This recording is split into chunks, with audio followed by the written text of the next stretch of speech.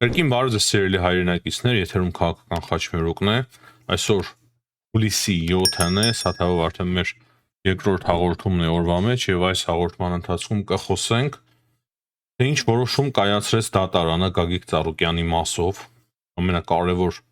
հարցերից մեկն է, օրվա քիչ առաջ դատարանը որոշում է կայացրել, ասեմ ինչ որոշում։ Դրանից բացի Սամվել Կարապետյանը այսօր մի շարք հայտարարություններով է հանդես եկել, հասկանանք թե որն է Սամվել Կարապետյանի գաղտնի պլանը, դրանք են օրվա կարևոր թեմաները, ինչպես նաև ՆԱՏՕ-ի գագաթնաժողովը, որը որ սկսվեց արդեն Թուրքիայում, Թրամփ-Էրդողան հանդիպում է տեղի ունեցել, միջայլոց հաղորդագրություն կար, որ հարավային Կովկասին վերաբերող հարցերը եւս ուշադրության կենտրոնում են լինելու Թուրքիայի նախագահի եւ Ամերիկայի Միացյալ Նահանգների նախագահի Զանգեզուրի միջանցք են կրկին խոսում թուրքերը, այսինքն թրիփ չէ, Զանգեզուրի միջանցք, եւ այստեղ պետք է նույնպես հասկանանք եւ մտածենք, թե ինչպես կարելի է պատասխան տալ Թուրքիային։ Դրանից բացի կխոսենք Ուկրաինայից։ Թուրքիայի նախագահի եւ Միացյալ Նահանգների նախագահի հանդիպման ընթացքում հիմնական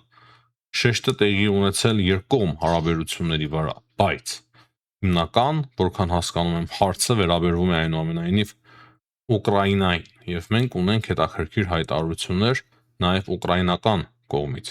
Հետաքրքիր հայտարարությամբ է հանդես եկել նաեւ Ուկրաինայի արտգործ նախարարը։ Մի խոսքով քննարկենք, հասկանանք այս հաղորդման ընթացքում այս կարևոր հարցերը։ Եվ սկսենք Գագիկ Ծառուկյանի ձերբակալությունից եւ դատարանը քիչ առաջ որոշում կայացրեց, որ 1 ամսով կալանավորում է Գագիկ Ծառուկյանին։ Եվ դատարանը հաստատի բավարարել է, այդպես է դուրս գալիս, դատախազության պահանջը եւ նա մեղադրվում է խարդախության եւ փողերի լվացման հարցով։ Գագիկ Ծառուկյանի գործի մասով կարող եմ ավելացնել նաեւ այն, որ հիմա համացանցում ավելի շատ քննարկում է ստացել այն, որ այրուծներից մեկը ցատկել է, երբ որ քննացրել են այրուծին, այրուծը չի արթնացել, քանի որ ունեցել է բազմաթիվ առողջական խնդիրներ, իր տարիքով պայմանավորված։ Իհարկե, տխուր երևույթ է, շատ վատ համընկում ունեցավ այդ քննեցումը եւ գազանի չարթնանալը, բայց հիմա այդ հարցը նույնպես կարծում եմ կշահարկեն, կքաղաքականացնեն նույնիսկ այրուծի մահը։ Իրոք տխուր է, բայց փաստ է, որ այրուծը տարիքով էր, դրա համար քննացնելուց հետո նա չի արթնացել։ Միջայլոց կրկին ստանում ենք նոր հաղորդագրություն, երևի սխալ էր այն տեղեկությունը, որ 1 ամսով է կալանավորվել Գագիկ Ծառուկյանը, հիմա այլ կա տեղեկություն, որ 2 ամսով, եւ իրոք ես էլ զարմացա, թե ինչու 1 ամսով, քանի որ հիմնականում կալանավորումները տեղի են ունենում 2 ամսով։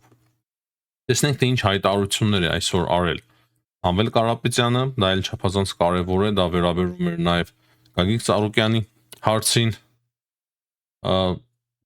Այսօր բազմաթիվ հարցերի մեկնաբանություն է տվել Սամվել Կարապետյանը եւ ասում է, թե այդ մարդու ճուճելներն էլ գողացան, այսինքն երբ որ պետությունը տանում է,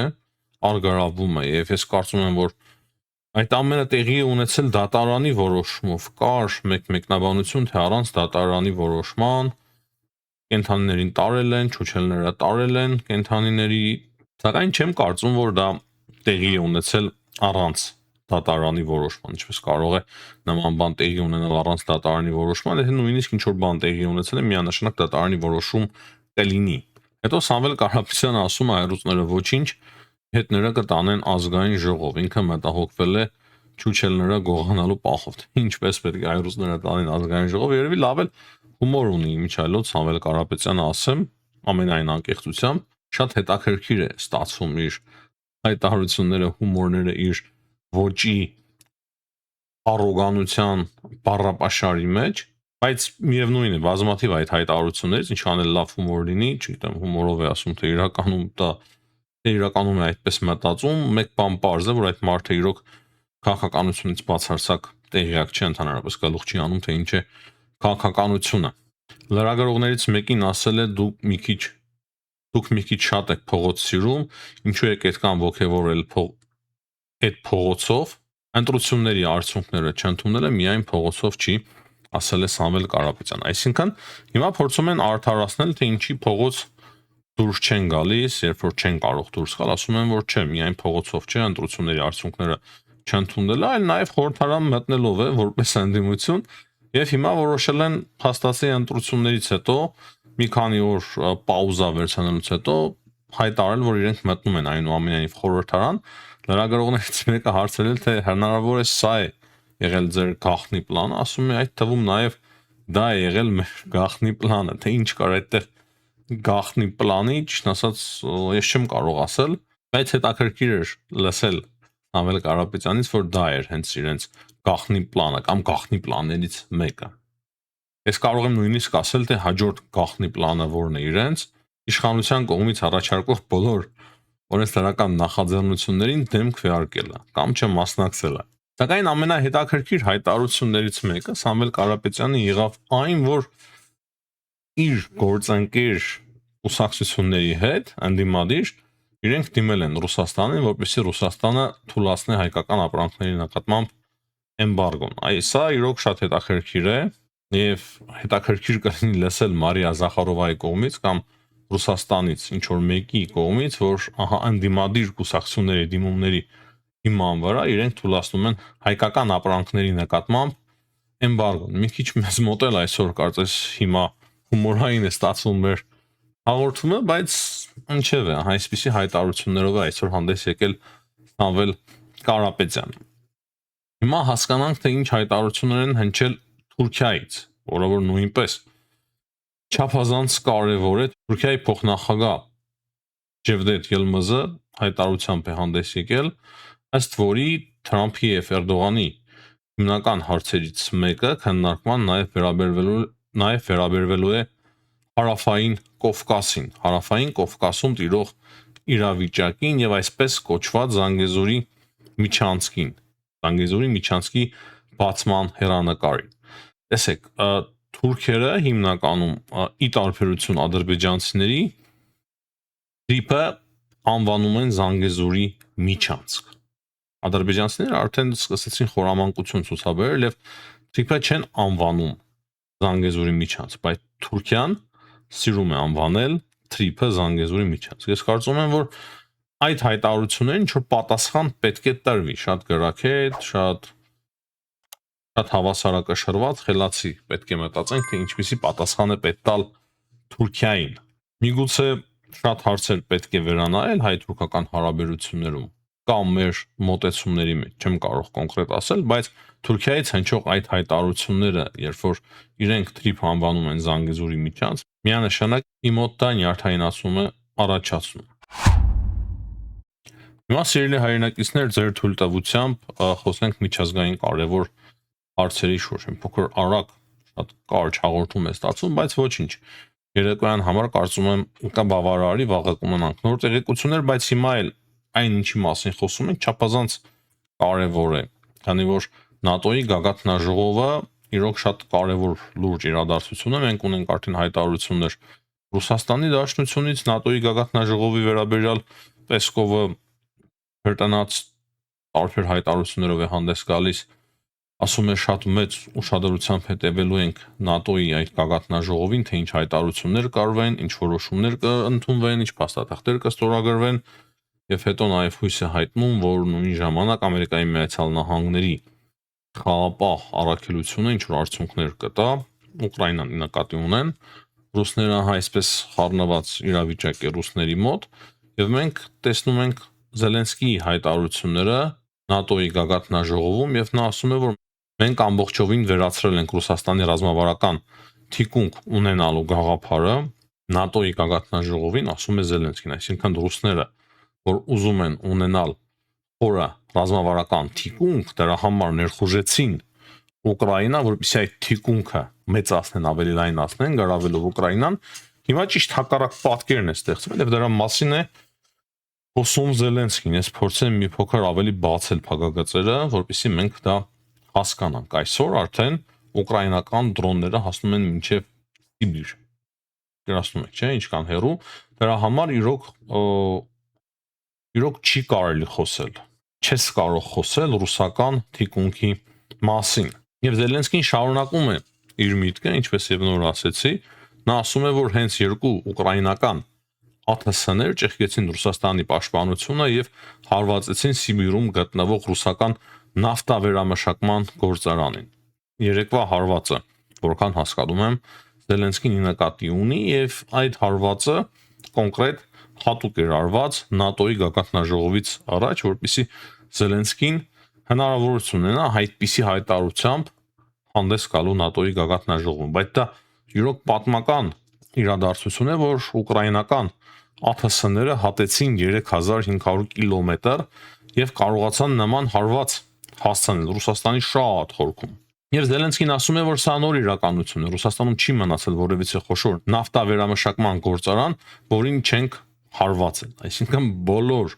Ռուսաստանի նավթավերամշակման գործարանին այսօրվա դրությամբ ըստ Զելենսկիի Ուկրաինան կարողացել է հարված հասցնել։ Երեկվա հարվածը, այդ հարվածները, որ վերջի նավթավերամշակման գործարանին Ուկրաինան կարողացավ հարված հասնել։ Հիմա որքանով է վնասվել այդ նավթավերամշակման գործարանը կամ մնացածները որքանով են վնասվել, միանշանակ շատ դժվար է ասել, բայց փաստը այն է, որ Ռուսաստանում ահռելի մեծ վառելիքի հերթեր են։ Ահռելի մեծ վառելիքի հերթեր են, ծեծկարտուկ է տեղի ունենում ամենուր եւ համատարած վառելիք չկա Ռուսաստանի դաշնությունում։ Եվ Ռուսաստանը արտահանող երկրից, նավթի արտահանող երկրից վերածվել է արդեն նավթ ներկրող երկրի։ Եվ այստեղ էլ է տեսնում եմ, որ Ուկրաինան շատ հետաքրքիր հարվածներ է հասցնում, ինչպես առավոտյան նշեցի, վերային տանկերներին է հարվածում Ռուսաստանի եւ ընդհանրապես մեկ գիշերվա մեջ 8 ըստ վերային տանկեր է կարողացել խոցել Ուկրաինան իր ԱԹՍ-ներով։ Դրանից բացի Ուկրաինայի արտգործնախարարը հայտարարեց, որ այլևս չկա որևիցե երկիր, ով կկարողանա զսպել Ուկրաինային, որպեսզի Ուկրաինան հարվածներ չհասցնի Ռուսաստանի խորքը, եթե նախկինում եվրոպական երկրներ կային այդպիսի կամ Միացյալ Նահանգները, ապա հիմա մենք տեսնում ենք, որ նման պրակտիկան այլևս չի աշխատում, Ուկրաինան ինքնուրույն է որոշում կայացնում, թե որտեղ եւ ինչպես Ռուսաստանում հարված հասցնի։ Հիմա ձեր թույլտվությամբ անդրադառնանք Էրդողան-Թրամփ հանդիպմանը եւ Թրամփի եւ Էրդողանի հայտարարություններին, որոնց Թրամփը պարզից պարզ ասում է, որ եթե ՆԱՏՕ-ի գագաթնաժողովը տեղի չունենար Թուրքիայում, ապա ինքը չէր գա ՆԱՏՕ-ի գագաթնաժողովին, ինքը շատ է հիասթափված ՆԱՏՕ-ից, միայն այն պատճառով է հիմա գտնվում ՆԱՏՕ-ի գագաթնաժողովին Թուրքիայում, քանի որ Էրդողանը իր ընկերն է։ Մենք տեսնում ենք, որ վերջին օրերին շատերն են սկսել այդտեղ գովաբանել Էրդողանին, թե ՆԱՏՕ-ի գլխավոր քարտուղարը, թե Դոնալդ Թրամփը միանշանակ մի կողմից շատ տարօրինակ է, մյուս կողմից հասկանում ենք, որ Թուրքիայի դերը եւ աշխարհագրությունը հուշում եմ ես, որ շատ կարևոր է, ավելի ու ավելի կարևոր է դառնում Թուրքիան ՆԱՏՕ-ի համար, դրա համար արվում են այդպիսի հայտարարություններ։ Թրամփը հայտարարել է, որ Թուրքիան շատ մեծ կարևոր դաշնակից է Միացյալ Նահանգների համար։ Թրամփի խոսքերով Անկարան կարող էր մտնել պատերազմի մեջ Իրանի կողմից, բայց Էրդողանը դա չարեց, հավանաբար իր նկատմամբ ունեցած հարկանքի պատճառով, Թրամփի նկատմամբ ունեցած հարկանքի պատճառով, եւ Թրամփը ասում է, որ ես գիտեմ դա, տեսնում եմ եւ դրա համար ես դա շատ գնահատում եմ։ Դրանից բացի մենք տեսանք, որ Թրամփը հիմա վերացնում է Թուրքիայի համար պատժամիջոցները։ Այդ պատժամիջոցները մտցվել էին Թուրքիայի նկատմամբ Բայդենի կողմից, այն բանից հետո, երբ որ Թուրքիան ձեռք էր բերել S-400-ները, հակաօդային պաշտպանությունը ռուսական, այդ ժամանակ պատժամիջոցներ էր մտցրել Միացյալ Նահանգները Թուրքիայի նկատմամբ, եւ այդ պատժամիջոցները նաեւ ենթադրում էին այն, որ Միացյալ Նահանգները չէին վաճառելու F-35 ինքնաթիռներ, ու չնայած որ Նետանյահուն խնդրել է Թրամփին չվաճառել Թուրքիային F-35-եր, այս պատժամիջոցի վերացմամբ, ինչպես նաև տարբեր հայտարարություններից ելնելով, հնարավոր է քաղաքական արդեն որոշում կայացվի եւ Թրամփը թույլ տա Թուրքիային վաճառել F-35 ինքնաթիռներ։ Եվ վերջում ավարտենք մեր հաղորդումը կրկին Պեսկովի հայտարարությունից, որ Ռուսաստանը երբեք չի սկսի երրորդ համաշխարհային պատերազմը բայց հանգամանքներից ելնելով ինքը հիմա մտածում է Ռուսաստանի Դաշնությունը իր անվտանգության մասին եւ սա շատ կարեւոր է։ Կարևոր հայտարարություն է հենց ՆԱՏՕ-ի գագաթնաժողովի ժամանակ։ Սա ցույց է տալիս իրականում թե ինչ իրական իրավիճակում է գտնվում այսօրվա Ռուսաստանի Դաշնությունը։ Հույսով եմ օգտակար եղավ մեր այսօրվա հաղորդումը, հաջողություն եմ մաղթում բոլորին, ցտեսություն, կհանդիպենք։